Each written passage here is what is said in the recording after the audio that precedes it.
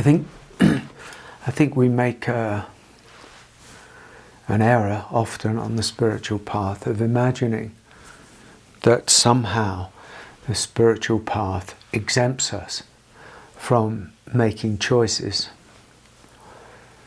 because we say it's all ego, and so I can't make a choice because it would be all ego. And you know, most of that is erroneous ideas, that even though we're making choices really every moment of every day of our lives, we make choices. And the idea that suddenly getting on the spiritual path somehow exempts us from making choices is a misnomer. It's just not a truth. It doesn't. It actually, what it does, really, it calls us to become conscious. It calls us to become more conscious of the choices that we're making on every level, from the superficial to the deepest, and to make those choices matter in a way, because there's a seeing somehow that every choice has a consequence. This is karma. Every choice we make takes us to something. Every choice that we make is taking us into the consequence, which is a profound thought in itself. So the more conscious we can become of those very choices, the more aware we are, the more those choices can start to serve our in this case, our awakening, or our deepening, or our transformation.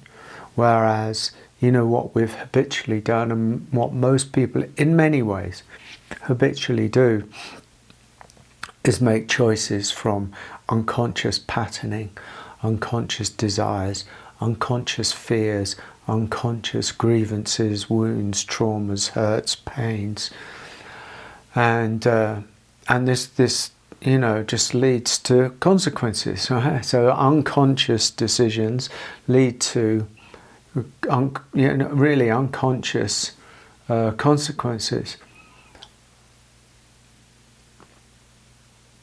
But there we are. We have our choice. So it's like to get really clear that there are choices to be made to how we meet experience, how we meet our own experience, how we meet the world of the outside world. You know, do we meet it from a reactive self, or do we meet it from a deeper place within? Do we close in fear or attraction or reactivity, or do we somehow open to what is being met? And of course, you know, there's always the overlay on the spiritual journey. I can't because I don't know how. I can't because it hurts too much. I can't let go of that. I can't meet it consciously for some reason. So, and that becomes almost the perennial excuse on the spiritual path. And it just doesn't really work, because we are called on the spiritual path to make decisions. Interesting, huh? What am I choosing? And why am I choosing it? How am I responding? And why am I responding this way? What would happen if I actually chose to respond differently in this situation? What would happen if I opened instead of closed?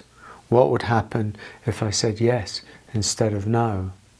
What would happen if I stopped repeating endlessly the patterns of my life and chose to at least be present and come into a deeper sense of presence.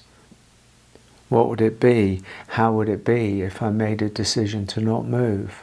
I was talking about this on a session yesterday. How would it be?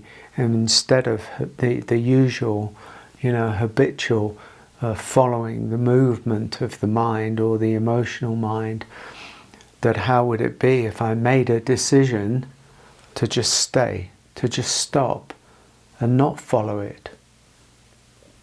Because following the movement of mind and emotional mind has a consequence. There you go again into the cycle of drama, or the cycle of suffering, or the cycle of shame, or the cycle of inner torment by following. But it is a decision.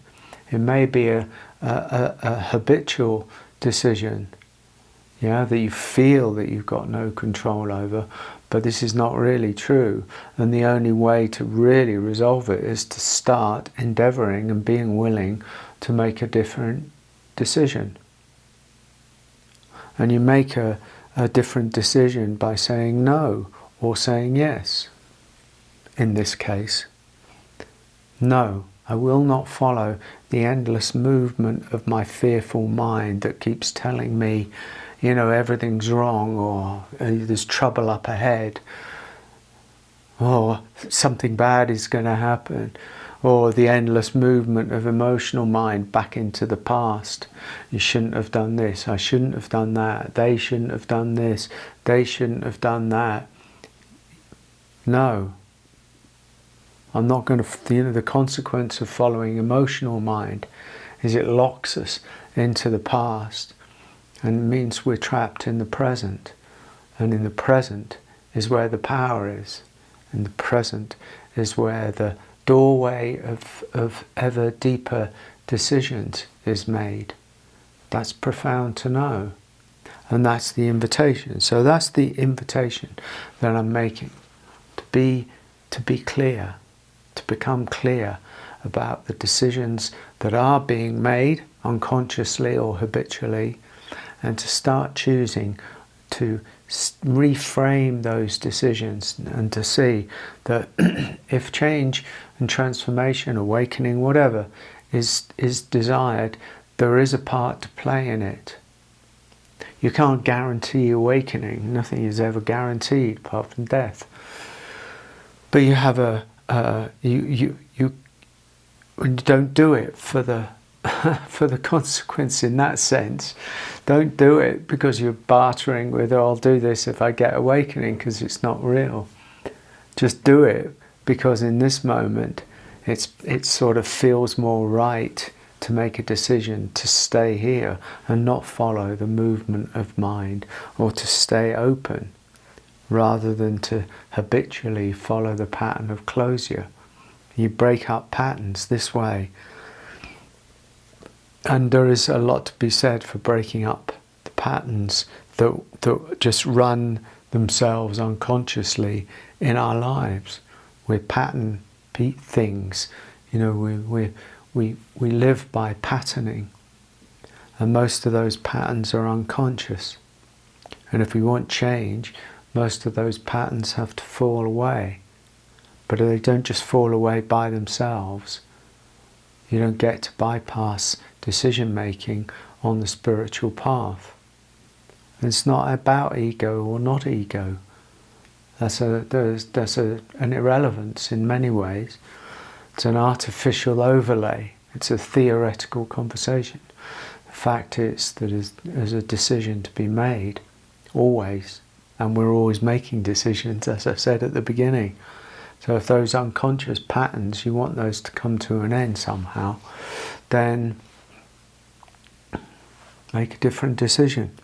Again and again and again and again.